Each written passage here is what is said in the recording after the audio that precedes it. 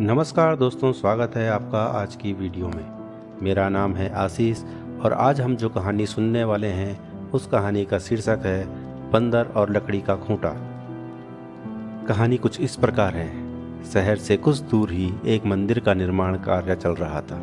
मंदिर में लकड़ी का काम बहुत था, इसलिए लकड़ी चीरने वाले मजदूर काम पर लगे हुए थे। यहाँ वहाँ लकड़ी के लट्ठे पड़े हुए थे और लट्ठे व सहतीर चीरने का काम चल रहा था।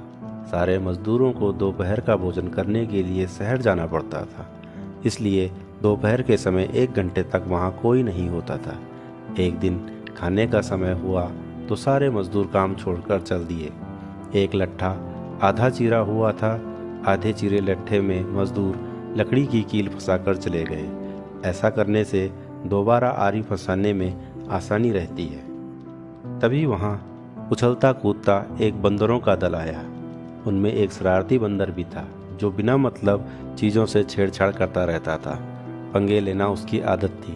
बंदरों के सरदार ने सबको वहाँ पड़ी चीज़ों से छेड़ाखानी न करने का आदेश दिया।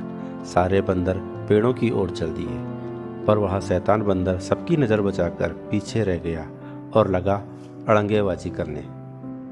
उसकी नज़र अधचिरे लट्ठे पर पड़ी। बस वह उसी पर छेड़ाखानी करने लगा और उस पे अड़ाई कील को देखने लगा। फिर उसके पास पड़ी आरी को देखा, उसे उठाकर लकड़ी पर रगड़ने लगा। उससे किर किर की आवाज़ निकलने लगी तो उसे गुस्सा आने लगा। उन बंदरों की भाषा में किर किर का अर्थ था निखट्टू। वह दोबारा लट्ठे के बीच फंसे कील को देखने लगा।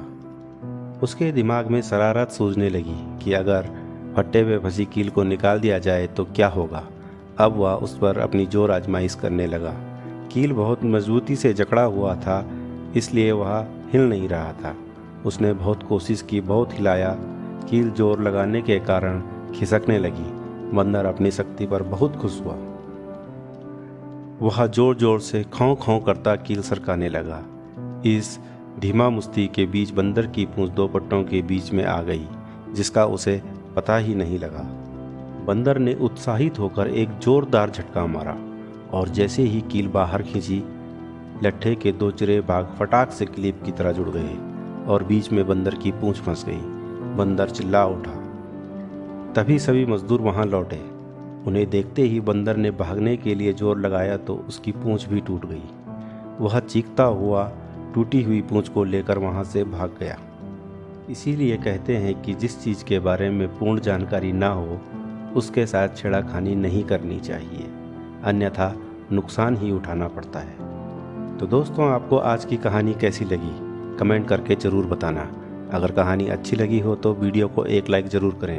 अगर आप इस चैनल पर नए हैं या आपने अभी तक चैनल को सब्सक्राइब नहीं किया है तो प्लीज़ सब्सक्राइब कर लें, क्योंकि ऐसी ही मज़ेदार कहानियाँ मैं इस चैनल पर लेकर आता रहता हूँ। मिलते हैं जल्दी से किसी नेक्स्ट वीडियो में एक अच्छी सी कहानी के साथ। तब तक के लिए love you all, bye bye.